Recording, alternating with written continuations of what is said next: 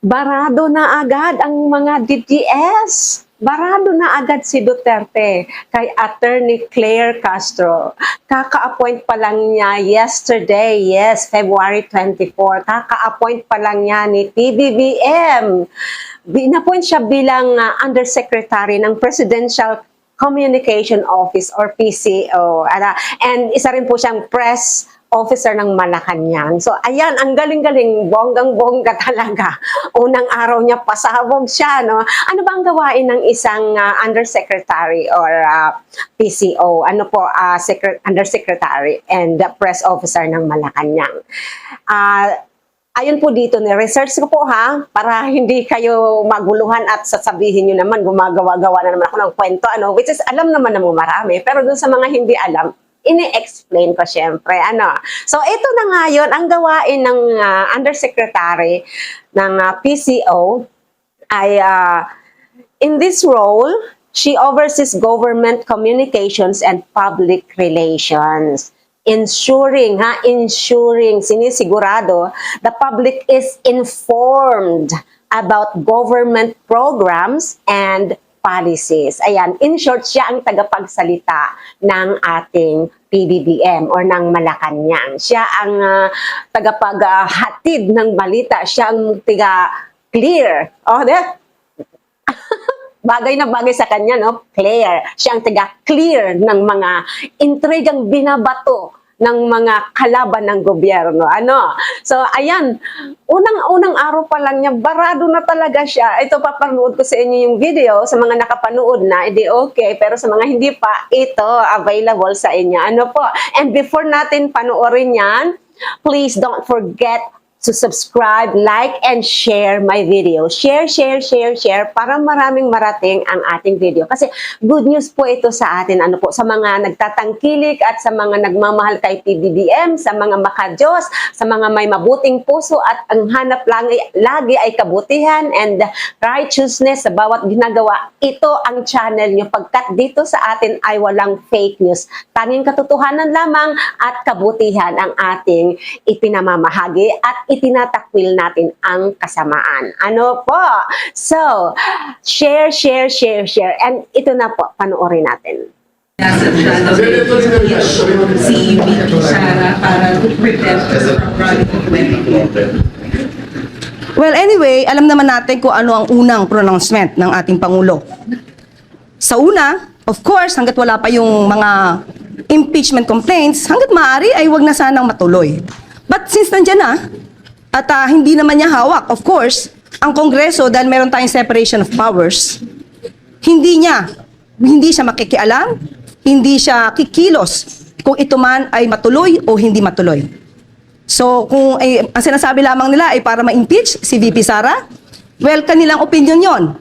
Ito talaga naman ay nakikita natin kung saan sila gumagawi. At ito ay sa lahat ng kanilang mga rallies, makikita natin ang paninira nila sa pamahalaan at sa Pangulo. So alam na natin kung saan ang punta nila.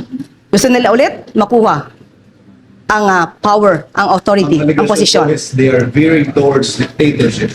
Yes. Ang una kong sinabi dyan noon ay anong ebidensya? Paano mapapatunayan? Katulad na sinabi ko, hindi tayo pwedeng maniwala sa mga pang-iintriga lamang na walang ebidensya. At ito naman, siguro naman ay natatandaan ninyo, nung panahon ni dating Pangulong Duterte, inamin niya, fiscal pa lang siya, expert na siya sa pag-intriga at pagplanta ng ebidensya. Siguro naman napatunayan na natin yan sa panahon ni Senator Leila de Lima. So ano pa ba ang ating i-expect sa dating Pangulong Duterte? Gumawa ng intriga, magplanta ng ebidensya. Ayan, di ba? Ang galing-galing niya. Galing-galing talaga. Ang galing-galing. Natutuwa ako sa kanya kasi napaka-straightforward niya. Walang takot. Talagang makikita mo sa kanya yung determination, yung fire niya to fight fake news, to fight yung pag-spread ng mga misinformation na gawain ng mga Duterte, ang mang-intriga, at manira. Ayan. So, kabado na naman. Kabado na sila. Kabado na yung mga DDS yan. Siyempre, kung ano-ano na naman ang sasabihin nila. Kasi nakakuha na tayo ng napakagaling na USEC na magpapatalsik sa mga DDS na kung ano-anong inispread na fake news. Hindi na kayo uobra, nakita nyo palaban. So, pag ang tao ay makatotohanan, walang itinatagong kalukuhan, yan ay makikita nyo sa pananalita kasi sigurado ang salita at walang mga mukhang nang iinsulto, walang mga mukhang ng pa-joke-joke. Kasi hindi joke ang gawain ng isang government official. Hindi joke ang manira, hindi joke ang mag-spread ng misinformation, in short, fake news, kasi nakakasira sa ekonomiya ng bansa, nakakasira sa pag-iisip at damdamin ng mga Pilipinong naniniwala sa kanya. Marami pa siyang na si Duterte ba, marami pa siyang napapaniwala ng mga hindi gaanong informed, hindi nagre-research at hindi nagdo-double check na mga DDS. Ano po, yung mga supporters ng Duterte na hindi naman po lahat kasi mayroon talagang naguguluhan pa rin kasi sa umpisa talaga namang botong-boto at bilib na bilib kay Tatay Digong Tatay Digong nila.